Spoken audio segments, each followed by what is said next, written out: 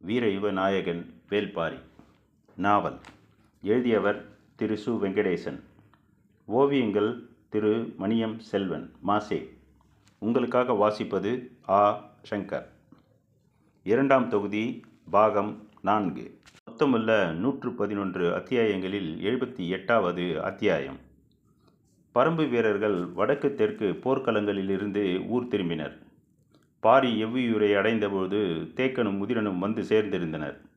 இவ்வளவு பெரும் தாக்குதல்களை இதுவரை பரம்பு நடத்தியதில்லை.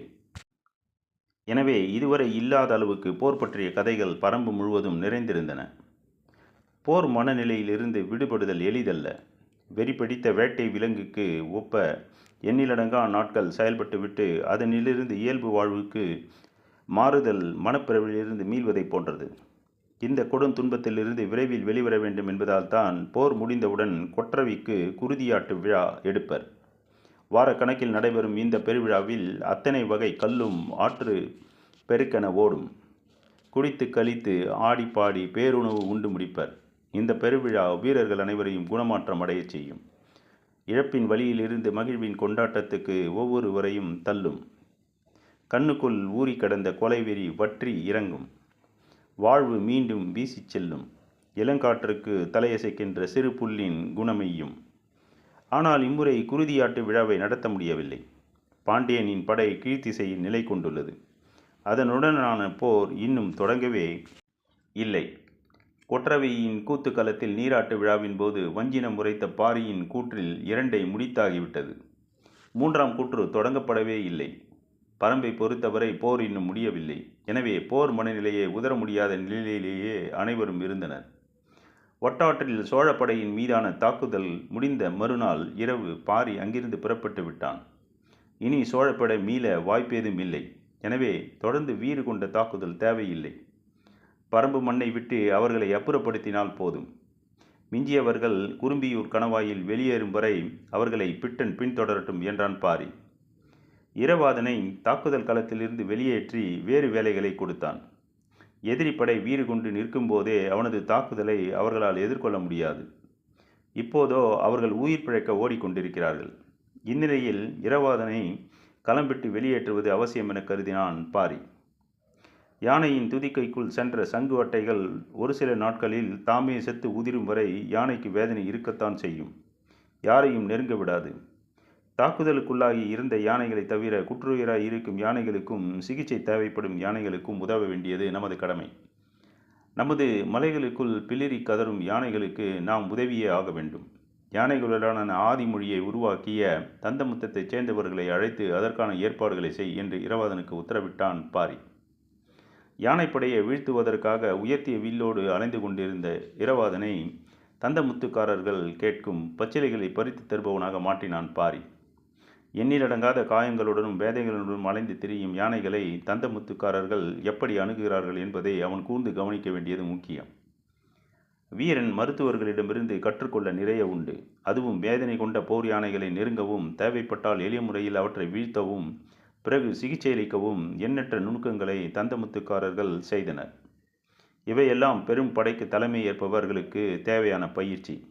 இவ்வளவு யானைகளுக்கிடையே இப்படி ஒரு பயிற்சியை பெறும் வாய்ப்பு இரவாதனை தவிர பரம்பில் வேறு யாருக்கும் கிடைக்கவில்லை. அவசியம் என கருதிய பாரி இந்த பயிற்சியில் அவனை ஈடுபடுத்தினான். எழுவனாற்றை விட்டு பாரி புறப்பட்ட பிறகு வலக்கரையில் இருந்த இரவாதன் தந்தமுத்தத்துக்கு சென்றான். இடது கரையில் இருந்த பிட்டன் சிறு படையை உடன் வைத்துக்கொண்டு எதிரிகளை பின்தொடர்ந்து சென்று கொண்டிருந்தான். பெரும் எண்ணிக்கையிலான பரம்பு வீரர்கள் ஊர்களுக்கு திரும்பினர். யானைகளின் கொடூர அழித்தொழிப்பிலிருந்து செங்கனச் சோழனை காப்பதில் சோழர் படையின் முன்னணி தளபதிகளும் நெடுங்காடர்களும் மிகுந்த கவனத்தோடு செயல்பட்டனர். தேர்ந்த வீரர்களின் வலிமை மிகுந்த பாதுகாப்பு வலயத்தினூடே செங்கனச் சோழனை முன்னகர்த்தி வந்து கொண்டிருந்தனர். தாக்குதல் நடந்த முதல் நாள் இரவு வேந்தனை காக்க முடியாத நிலை வந்துவிடுமோ என கவலைப்பட்டனர். நெடுங்காடர்கள் பாறை குகை ஒன்றுக்குள் வேந்தனை அனுப்பி யானைகள் உள் நுழையாதபடி நெருப்பு வலயத்தை உருவாக்கி காத்தனர். அடுத்தடுத்த நாட்களில் யானைகளுடனான ஆபத்து குறைய தொடங்கியதும் தகுந்த ஏற்பாட்டோடு பரம்பை விட்டு வெளியேறும் பயணத்தை தொடங்கினர். சிறிய படைப்பிரிவு ஒன்று மிகுந்த பாதுகாப்பு தன்மையோடு ஆற்றின் ஓரப்பகுதியின் வழியே தப்பிச் சென்று கொண்டிருப்பதை அறிந்த பிட்டன் அவர்களை இறங்கி தாக்க முடிவெடுத்தான். பெரும் படை முழுமுற்றாக அழித்த பிறகும் இவர்கள் இவ்வளவு வேகமாக தப்பிச் செல்கின்றன என்று சற்றே அவசரப்பட்டான்.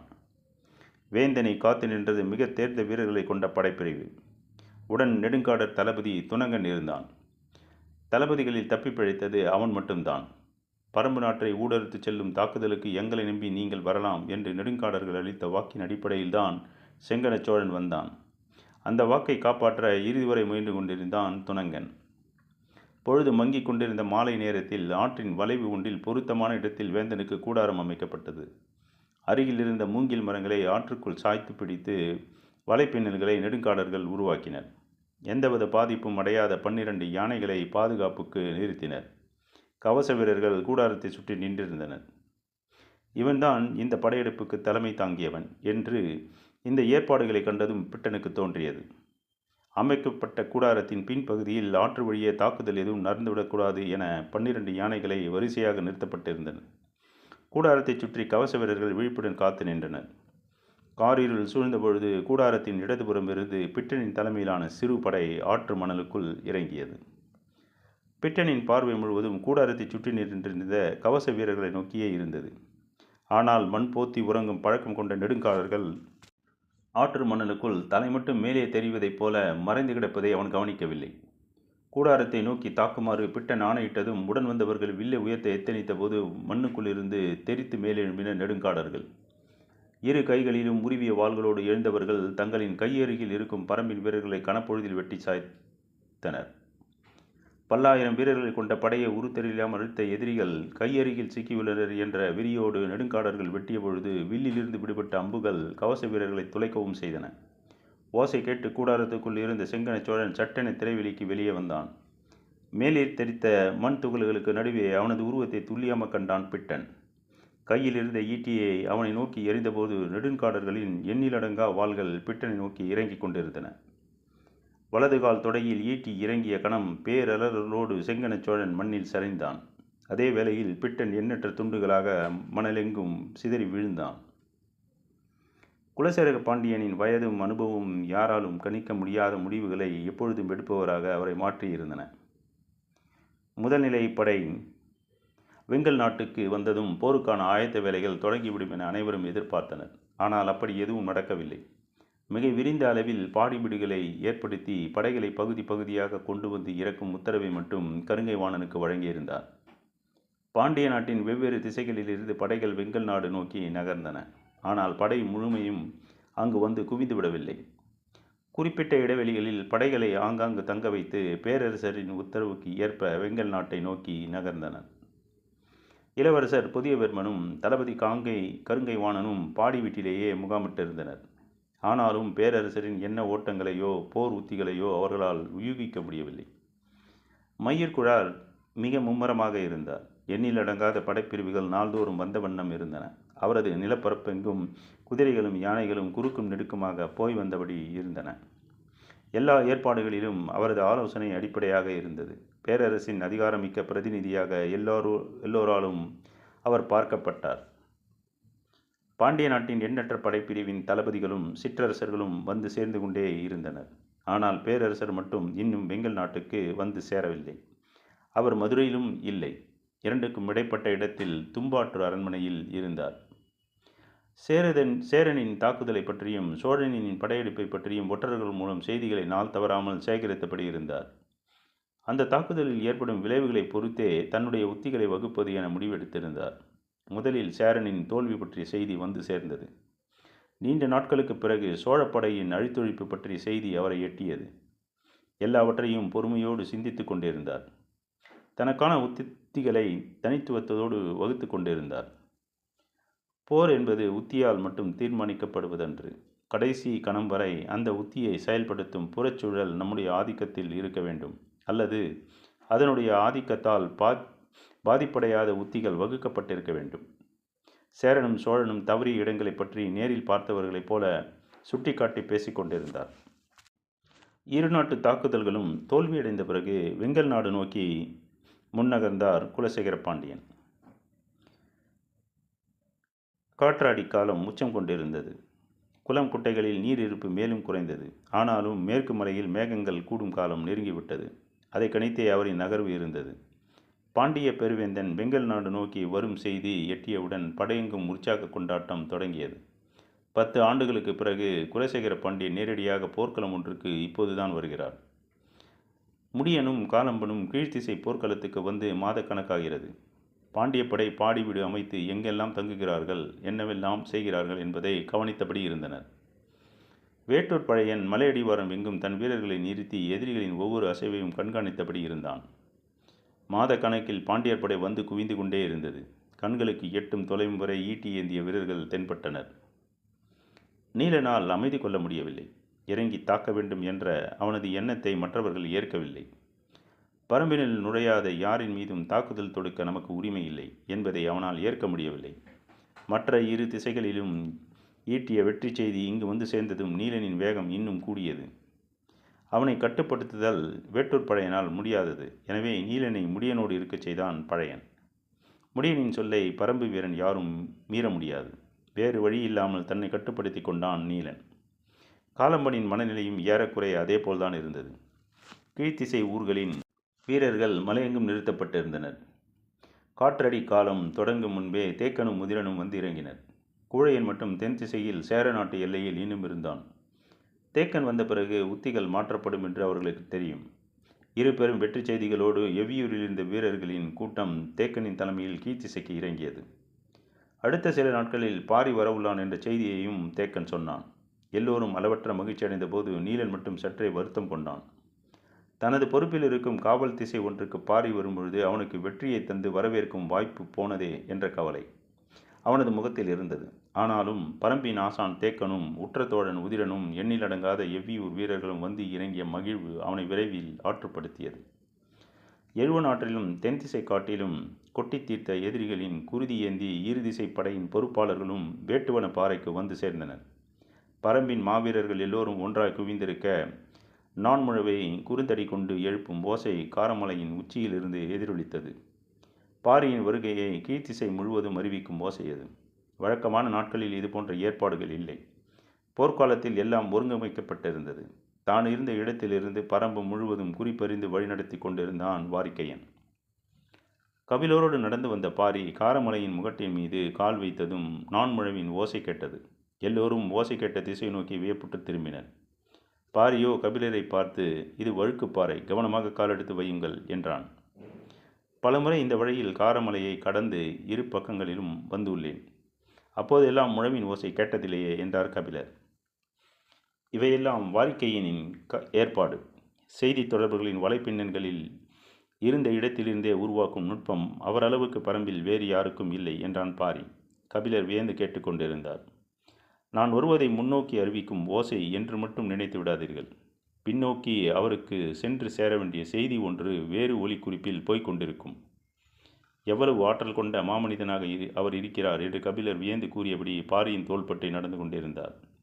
பாரி சொன்னான், பறவைகளை கூடுகளில் பார்த்து மகிழ்வது ஓர் அனுபவம். வானமெங்கும் பறந்து திரிவதை பார்த்தறிவது இன்னொரு வகை அனுபவம். அதுவே வேட்டைக்காக சிலிர்த்தபடி ஈட்டி போல இறங்கி தாக்குவதை பார்த்தல் முற்றிலும் வேறு வகை அனுபவம் ஆயிற்றே. இது வேட்டை காலம் அல்லவா? தங்களின் ஆற்றல் முழுமையையும் பயன்படுத்தும் வாய்ப்பாக ஒவ்வொரு பரம்பு மனிதனும் கருதுவான் என்றான் பாரி. ஆற்றல் அளவிடற்கரியது. அது பயிற்சியோடும் திறமையோடும் மட்டும் தொடர்புடையதல்ல, சூழலுடனும் உணர்வுடனும் தொடர்புடையதாயிற்றே என்றார் கபிலர். ஆம், அதனால்தான் தளர்ந்த வயதில் வாரிக்கையனும் மிக இளம் வயதில் இரவாதனும் எண்ணி பார்க்க முடியாத நுட்பத்துடனும் வலிமையுடனும் ஆற்றலை வெளிப்படுத்துகின்றனர். ஒரு கணம் அதிர்ந்தார் கபிலர். மகா திறமை கொண்ட வாரிகையனை பற்றி பேசிக் கொண்டிருக்கையில் அந்த வரிசையில் இரவாதனை ஒப்பிட்டு பாரி சொன்னது வியப்பை தந்தது. சற்றே அமைதி கொண்ட கபிலர் இரவாதனை என்று மெல்ல தொடங்கினார். கபிலர் என்ன கேட்க வருகிறார் என்பதை புரிந்து கொண்ட பாரி சொன்னான். எழுவ நாட்டு போர்க்களத்தில் ஒரு காட்சியை பார்த்தேன். இரவாதன் எய்த அம்பொன்று யானையின் கழுத்தில் ஒரு பக்கம் தைத்து மறுபக்கம் எட்டி பார்த்தது. அவனது வில்லடியின் ஆற்றல் அளவிட முடியாததாக இருக்கிறது. வியப்பு மீறாமல் கபிலர் சொன்னார். இதே போன்ற வியப்போடு நீலனின் ஆற்றலை பற்றி தேக்கன் சொல்லி கேட்டுள்ளேன். ஆம், இருவரும் இணையற்ற ஆற்றல் கொண்ட வீரர்கள்தாம். ஆனால் வீரர்களை மாவீரர்களாக மாற்றுவது போர்க்களம்தான். சொல்லியபடி நடையை நிறுத்தினான் பாரி. குனிந்தபடி கவனமாக நடந்து வந்த கபிலர் பாரி நின்றதும் தானும் நடையை நிறுத்திவிட்டு நிமிர்ந்து பார்த்தார். மலையடிவார சமவெளி பரப்பில் விரிந்து கிடந்தது பாண்டியர் படை. கண்ணிமைக்காமல் அதை பார்த்து கொண்டிருக்கையில் பாரி சொன்னான், பெரும் புகழை அணைத்து கொள்ளும் மாவீரர்களுக்காக களம் ஆயத்தமாகிக் கொண்டிருக்கிறது. வேந்தனுக்கு இதுவரை யாரும் தந்திராத வரவேற்பை தர வேண்டும் என்று இரவு பகலாக பணியாற்றி கொண்டிருந்தது வெங்கல் நாடு. குலசேகர பாண்டியனின் காலடி வெங்கல் நாட்டு அரண்மனையில் பதித்தபோது நெடுஞ்சான் கிடையாக விழுந்து தொட்டு வணங்கி வரவேற்றார் மயூர்கிழார். பரம்பின் மீதான போர் பற்றிய முடிவெடுக்கப்பட்டு 3 மாதங்களுக்கு மேல் ஆகிவிட்டது. இந்த முடிவு எடுக்கப்பட்டவுடன் தனது அரண்மனையில் புதிய மாளிகை ஒன்றை கட்டத் தொடங்கினார் மயூர்கிழார். இந்த போரில் குலசேகர பாண்டியன் நேரடியாக கலந்து கொள்ள வாய்ப்பு இருக்கிறது. அப்படி அவர் வந்தால் தங்குவதற்காக இந்த ஏற்பாட்டை செய்தார். பாண்டிய பெருவேந்தனின் தங்கல் மாளிகை பேரழகோடு வடிவமைக்கப்பட்டிருந்தது. கொற்றர்களின் தாய்நிலம் என்று வர்ணிக்கப்படும் வெங்கல் நாடு அதிசிறந்த மாளிகையை வடிவமைத்திருந்தது. பேரரசர் உள் நுழைந்ததும் அதன் கதை வேலைப்பாட்டிலும் வண்ண ஓவியத்திலும் வியந்து நிற்பார் என மயூர்கிழார் எதிர்பார்த்தார். குலசேகர பாண்டியனின் கண்களுக்கு அவை எவையும் தெரியவில்லை. அவர் பார்க்க நினைப்பது மாளிகையே அல்ல, வெங்கல் நாட்டின் நிலவியல் அமைப்பை, பரம்பு மலையின் வாகினை தாக்கி முன்னேறவும் தற்காத்து நிற்கவுமான நிலப்பரப்பை. மறுநாள் அதிகாலை கவச வீரர்களின் அணிவகுப்பினூடே நிலப்பரப்பை பார்வையிட புறப்பட்டார் குலசேகர பாண்டியன். வேட்டுவன் பாறைக்கு 3 காத தொலைவில் இருந்து வெங்கல் நாடு தொடங்குகிறது. மயூர்கிழார் முதலில் அங்குதான் வேந்தரை அழைத்து வந்தார். அங்கிருந்து எதிரில் தெரியும் காரமலையை பற்றி சொல்லத் தொடங்கினார். பின்னர் தென்மேற்கு திசை நோக்கி வேந்தரின் தேர் நகர்ந்தது. தேருக்கு முன்னால் கருங்கை வாணனும் பொதிய வெற்பனும் குதிரையில் அணிவகுத்தனர். அவர்களுக்கு முன்னால் காவல் வீரர்கள் சென்றனர். இதேபோல தளபதிகளும் வீரர்களும் பின்புறம் அணிவகுக்க வேந்தரின் தேர் நகர்ந்து கொண்டிருந்தது. தேரின் இடப்புறமாக குதிரையில் வந்தபடி மலையையும் அதற்கு மேலே இருக்கும் ஊர்களையும் விளக்கினார் மயூர்கிழார். மழைக்காலம் தொடங்கிவிட்டதால் நிலத்தின் தன்மையை மதிப்பிடுவது சற்று எளிதாக இருந்தது. பதியும் குதிரைகளின் குளம்படியும் தேர்ச்சக்கரத்தின் தடங்களையும் கூர்ந்து பார்த்தபடி பயணித்தனர். வெள்ளடி குன்றின் அடிவாரத்தை அடைந்தனர். அங்கிருந்துதான் பாண்டியர் படை தங்கியுள்ள கூடாரங்கள் அமைக்கப்பட்டுள்ளன. பேரரசரின் வருகையைக் கண்டு வீரர்கள் ஆயுதங்களை ஏந்தி பெருமுழக்கம் செய்தனர். மிக தள்ளி பேரரசரின் தேர் பயணப்பட்டு கொண்டிருந்தது. வீரர்களின் ஆவேச ஒலி மலையெங்கும் எதிரொலித்தது. பேரரசரின் கவனம் வெள்ளடி குன்றின் உயரத்தின் மீதே இருந்தது. அந்த ஊரின் பெயர் என்ன சொன்னாய் என கேட்டார். எந்த ஊரை கேட்கிறார் என்று சற்றே குழப்பமானார் மயூர்கிழார். முதலில் சொன்ன ஊரின் பெயர் வேட்டுவன் பாறை பேரரசே என்று பணிந்து சொன்னார். அது அவர்களின் காவல் தலைவர்கள் இருக்கும் ஊர் என்று சொல்கிறாய். பின்னரேன் படையை இவ்வளவு அருகில் தங்க வைத்துள்ளாய் என கேட்டார். யாரிடமும் பதில் இல்லை. குதிரைகள் மீண்டும் புறப்பட்டு போயின. வரிசையாக குன்றுகளின் பெயரையும் தன்மையையும் அப்பால் உள்ள ஊர்களின் பெயர்களையும் சொல்லியபடி வந்தார் மயூர்கிழார். இடதுபுறம் பாண்டிய படையின் வீரர்கள் வெறிக்கூச்சல் எழுப்பியபடி இருந்தனர். பேரரசரின் வருகையால் வீரர்களின் உணர்வு எல்லை கடந்ததாக இருந்தது. படை வீட்டின் இறுதி எல்லை இருக்கும் நெடுங்குன்றம் வரை நிற்காமல் வந்தடைந்தனர். காரமலையின் தன்மைகளை அண்ணாந்து பார்த்தபடி நின்றார். வெள்ளடி குன்று தொடங்கி நெடுங்குன்று வரை தெற்கு வடக்காக பாடி வீடுகள் அமைக்கப்பட்டதன் காரணத்தை கருங்கைவாணன் சொல்ல முற்பட்டான். பேரரசரோ படை தங்குவதற்கான பாடி வீடுகள் இங்கிருந்து தொடங்கி தென் திசையில் அமையட்டும் என்று சொல்லிவிட்டு புறப்பட்டார். இவ்வளவு ஏற்பாடுகளையும் இனி மாற்ற வேண்டுமா என்ற அதிர்ச்சி எல்லோர் முகங்களிலும் தெரிந்தது. அவர் சொன்னதற்கான காரணம் எவ்வளவு சரியானது என்பதும் வெளிப்படையாக தெரிந்தது. மழைக்காலம் தீவிரமடைய தொடங்கியிருந்தது. நெடுங்குன்றத்திலிருந்து வெள்ளடி குன்று வரை அமைக்கப்பட்ட பாடி வீடுகளையும் படையமைப்புகளையும் வேந்தர் சொன்னபடி மாற்றும் பணியை தொடங்கினர். வெள்ளடி குன்றிலிருந்து தொடங்கி தென் திசை நீண்டது படையமைப்பு. வெங்கல் நாட்டு மாளிகை முழுவதும் போர் பாசறையானது. உணவு தானியங்களுக்காக சேமிப்பு கலன்களாக அவற்றில் பல உருமாறின. பாண்டிய நாட்டு படை பல்வேறு சிற்றரசர்களின் பகுதிகளில் பரவலாக முகாமிட்டிருந்தது. மழைக்காலம் முடிவதற்காக அவர்கள் தங்க வைக்கப்பட்டிருந்தனர். மழை தீவிரமடைவதற்கு முன் புது விருந்தினர் வெங்கல் நாட்டுக்கு வந்தனர். அவரது வருகை பேரரசருக்கு தெரிவிக்கப்பட்டது. குலசேகர பாண்டியன் அவரின் வருகையை எதிர்பார்த்திருந்ததால் வியப்பேதும் அடையவில்லை. உள்ளே அழைத்து வரச் சொல் என்றார். சிறிதே ஆனாலும் எழில்மிகு மாளிகைக்குள் நுழைந்தான் ஹிப்பாலஸ். வஞ்சி மாநகரில் சேரனின் போர் உத்திகளை கண்டு வியந்தவன் அங்கிருந்து புறப்பட்டு புகாரை அடைந்தபோது செங்கன சோழனின் படையெடுப்பையும் அதற்கான காரணத்தையும் கேட்டு திகைப்புற்றவன் பாரியை வீழ்த்தும் வல்லமை கொண்டவர்களாக ஒவ்வொருவரும் ஒவ்வொரு விதத்தில் காட்சியளிப்பதாக நம்பியவன் இறுதியில் தாக்குதலின் முடிவுகளால் நம்பிக்கையற்றவனாக மாறி நின்றான். இரு வேந்தர்களும் முழுமுற்றாக தோல்வியடைந்த பிறகு பெருவேந்தனான குலசேகர பாண்டியன் மிக நிதானமாக தனது படையெடுப்பு பணிகளை நடத்தி வருவதறிந்து இந்த இடம் வந்து சேர்ந்துள்ளான். உடன் வந்த கால்பாவும் எப்பிரசும் விருந்தினர் மாளிகையில் தங்கியிருந்தனர். ஹிப்பாலஸ் பேரரசரை வணங்கி நின்றான். அவரோ அவனை அணைத்து வரவேற்றார். சேரனின் மீதும் சோழனின் மீதும் பாரி நடத்திய தாக்குதலின் முழு விவரங்களும் நீங்கள் அறிவீர்கள் தானே என்று பேச்சை தொடங்கினான். அந்த படையெடுப்புகள் பற்றியும் அங்கு நிகழ்ந்த பேரழிவுகள் பற்றியும் பரிமாறிக்கொள்ள இருவரிடமும் எண்ணிலடங்காத செய்திகள் இருந்தன. அன்றிரவு முழுவதும் அவை பற்றியே பேசினர். போர்க்கள தாக்குதல்களை பற்றித்தான் அறிந்துள்ளவர்கள் எவ்வளவு குறைவானவை என்பதை இப்பாலஸ் உணர்வதற்கு வெகு நேரமாகவில்லை. குலசேகர பாண்டியன் சொன்ன செய்திகள் இப்பாலஸை உறைய வைத்தன. மற்ற இருவரும் இழைத்த தவறுகளை நாங்கள் இழைக்க மாட்டோம் என்று குலசேகர பாண்டியன் சொன்ன கூற்று நம்பிக்கையின் அடிப்படையிலானது மட்டுமல்ல, நுட்பமான திட்டமிடலுடன் கூடியது என்பதை இப்பாலஸால் உணர முடிந்தது. ஆனாலும் அவன் கேட்டான், உங்களைப் போல் அல்லாமல் உங்களின் தாக்குதல் எந்த விதத்தில் வேறுபடப் போகிறது? கழுகுக்கும் மலைக்காடைக்கும் வேறுபாட்டை அறிவீர்கள். பேரரசர் என்ன சொல்லுவீர்கள் என்பது இப்பாலஸுக்கு புரியவில்லை. நானே சொல்கிறேன். கழுகு தனது இரையை நிலமெங்கும் தேடிப்போய் வேட்டையாடும். மலைக்காடை நிலமெங்கும் இருக்கும் இரையை தனது கூட்டுக்கு வரவழைத்து வேட்டையாடும் என்றார். வியப்புற்றபடி எப்படி எனக் கேட்டான். பேரரசர் சொன்னார், மலைக்காடை பாறை இடுக்குகளில் இருக்கும் நாகரவண்டின் இறகுகளை கொத்தி கொண்டு வந்து தனது இருப்பிடத்தில் வைத்து கொள்ளும். நாகரவண்டின் மனம் காற்றில் கன நேரத்தில் பரவக்கூடியது. அந்த மனத்தை நுகர்ந்தவுடனே காட்டில் உள்ள வண்டினங்கள் எல்லாம் அதை நோக்கி பறந்து வரும். சில்வண்டு தொடங்கி எரிவண்டுகள் வரை அதை நோக்கி வந்த வண்ணமே இருக்கும். தனது கூட்டில் இருந்தபடியே வந்து சேரும் வண்டினங்களை வளைத்து வளைத்து வேட்டையாடும் மலைக்காடை. இப்பாலஸ் தனது மனக்கண்ணில் மலைக்காடையை உருவகப்படுத்த முயன்றபோது குலசேகர பாண்டியனின் முகமே தெரிந்தது. தொடரும்.